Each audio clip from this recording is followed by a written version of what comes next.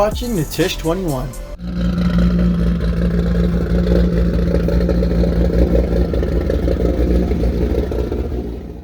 What's going on, guys? I hope you guys are having an amazing day. So check it out, we got the G behind me here right now, and I'm just gonna give you guys a quick walk down slash run around on the car and show you what it's all about, what we've done to the car.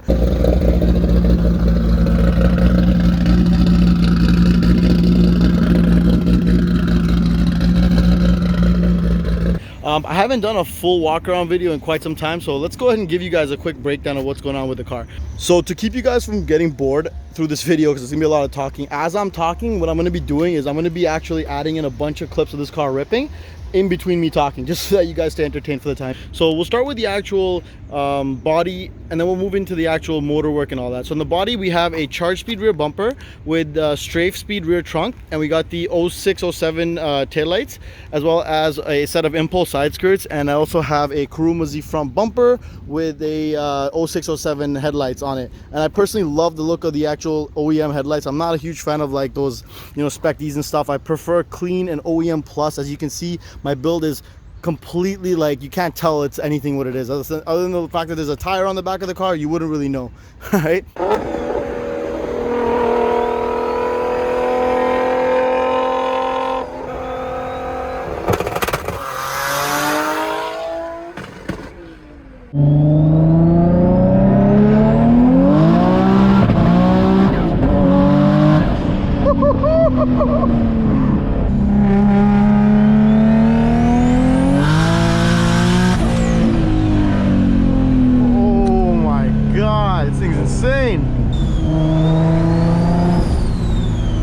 So we have the stock Brembo brake kit with slotted rotors as well, and other than that, the car is dropped on teen coilovers, so there's nothing really, and it's tinted windows. That's about it. So you can't really tell, except for the you know, Samsung fridge that we have in the front of the car, but that's the only thing that you can tell that it's super modified. Inside the car, again, nothing crazy. We just have a set of gauges up top here, ECUs down on the bottom right. Still got to clean up a little bit of the wiring there, but very simple inside. 3-gauge pod, you know, just for like AFR boost and a couple of things like temperatures and things like that. Manual transmission, of course, we ain't no bitch. And as you can see, that's the setup for the body, so nothing crazy. Now let's move along into the engine. Oh wait, we do have the Motordyne tips extended out just so that it sits, so that when you're looking at it from this angle, you can really see it, kind of like a stage look to it. I'm gonna open up the engine bay.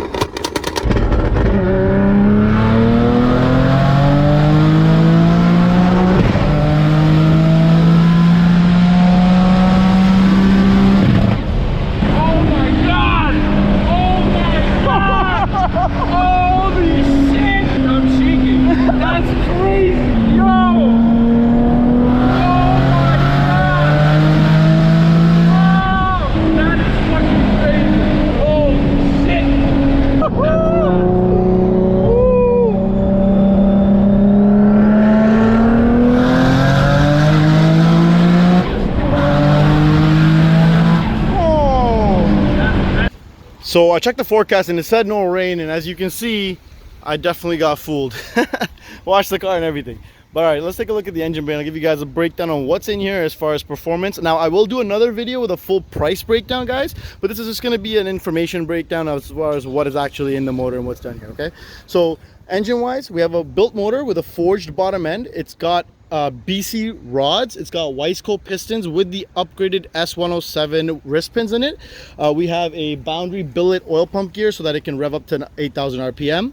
We have a Dynosty Billet girdle in this thing. The crank is stock. The actual block core is stock. The head core is stock. We have a set of JWT C9 282 duration cams in it, and we also have an upgraded set of springs and retainers for those cams. We also have Dynosty head gasket, and we previously had L19 head stud with a Tomei head gasket, but we did experience some head lift, so now we've actually switched up to a R35 GTR head stud. So that's a custom thing that we put into the car. We bored out the holes to a wider size to fit that head stud, but we didn't go with just the stock GTR head stud, guys. We actually put in the upgrade for the GTR head stud, which is the actual L19. You can also do a ARP 625 option as well if you want to do that, but it does require running a wider head stud, and you also have to maybe trim off the top of the head stud a little bit as well to get it to fit, because GTR head studs are actually longer, taller I should say, than the VQ35 head studs.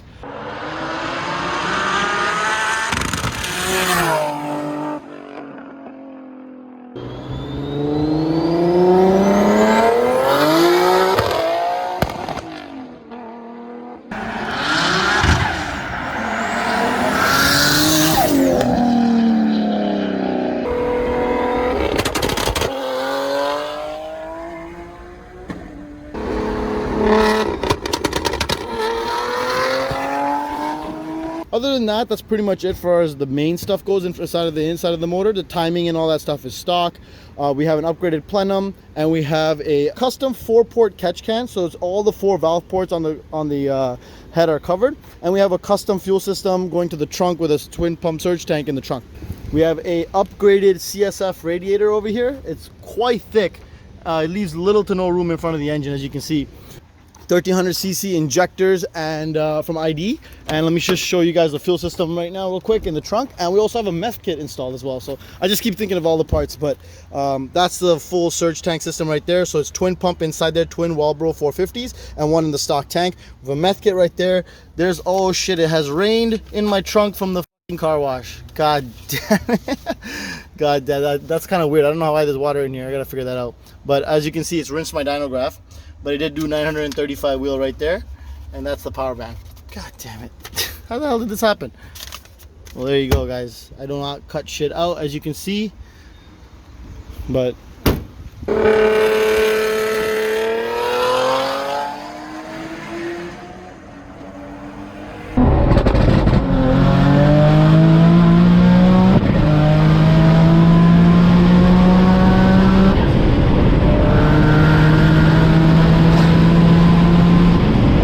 and then for boost, we have a boosted performance single turbo kit. I'll put the information for the turbo kit in the description below, but essentially it has a Precision 6870 turbo on it, which is 1.32 AR. Now, just to let you know, guys, if you're thinking of going with this setup, Boosted Performance no longer offers precision turbos with their kit. They offer a comp turbo, and what you'll end up with is most likely a comp 6871, which is an oilless turbo, and that's a turbo we actually use in my buddy Romel's G37 Coupe. I'm sure you guys have seen some videos of that one. So this setup, we last made 935 wheel horsepower on the dyno and about 780 foot-pound of torque. It was quite insane, almost about 26 pounds of boost, or a little bit over that.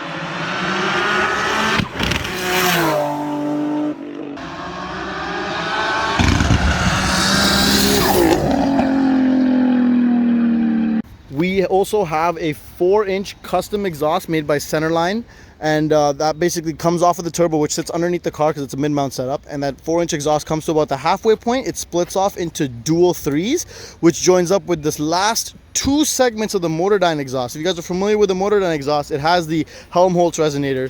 I don't know if I can show you guys anything underneath my car, but if you guys want to take a look, as you can see, we're still running the Motordyne there. We also have a 3.3 final drive upgraded Quaife LSD there, a white line poly subframe bushing, and also have the diff brace as well. We also have an upgraded tranny mount, upgraded engine mounts from Z1 Motorsports. Holy, this list is pretty crazy. What else can I tell you guys about this setup? We have an oil cooler setup that I built myself, just with a 30-row oil cooler and lines going to the sandwich plate down there from Z1.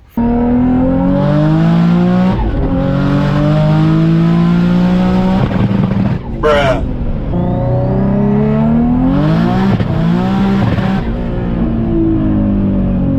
Now we did experience a couple of small issues, such as the headers, I think, are having a little bit of an exhaust leak right now, so we're not making 100% of boost right now, but the car is still ripping crazy. But I am avoiding putting the full E80 map on for 930 wheel right now until I get that addressed. But so right now I'm driving it in the pump gas map, which is anywhere from 630 wheel horsepower, and if I put some more E85 in it, we can get up to 800. So I'm avoiding the higher maps for now. It's still pretty much a crazy ass beast, but yeah, that's pretty much it. Other than that, we have Hotchkiss sway bars, so teen street bases coilovers. I have this thing back at home because I do have to put that back on the car, and I'm glad you guys can't see it right now because of the rain, but this car needs a heavy cut and polish and maybe a ceramic coating. So a little bit of touch-up stuff, body work I got to do on the car, but other than that, it's looking fantastic in my opinion. Let me know what you guys think in the comments below.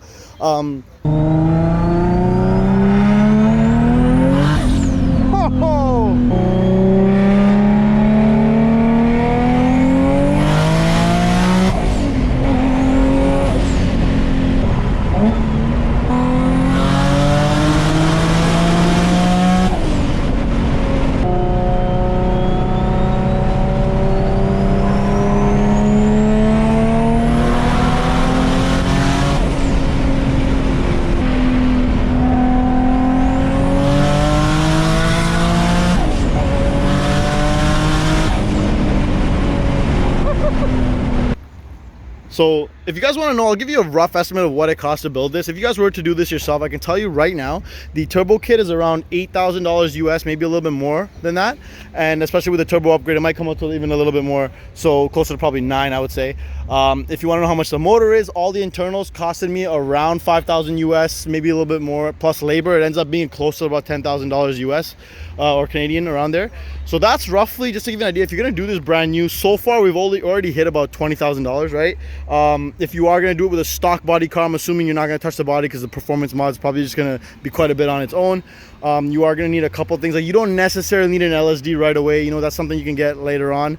But that's pretty much the main thing for the motor and the turbo kit. You're also going to need a fuel system. So with basic pump and injectors, which is going to be a couple $100, you can run a 600 wheel setup. But if you want to make like a full, like, you know, 600, 700, 800 horsepower, you're definitely going to need a twin pump fuel system with regulator, rails, all that shit. So that'll run you another $2,000. So, you know, right there, $22,000. Tuning might cost you $1,000, $23,000. Custom catch can might cost you like anywhere from $400 to $500, depending on how you make it. Assuming you guys are installing this yourself, you'll save a ton of money. But if you are getting someone to install this shit for you, could cost you a couple grand right there, and just like labor fees and things like that, especially, you know. So I would recommend doing it yourself as much as you can. You can run a regular exhaust system right after the BP kit, but if you do that, you will be limited to around 650 wheel horsepower on the DEs. On the VHRs, you can push that up to, like, you know, close to 800, just because they can manage the exhaust flow a lot better than DEs can. But on the DE, you're going to need something more along the lines of like a 4-inch exhaust setup that widens the flow all the way to the back.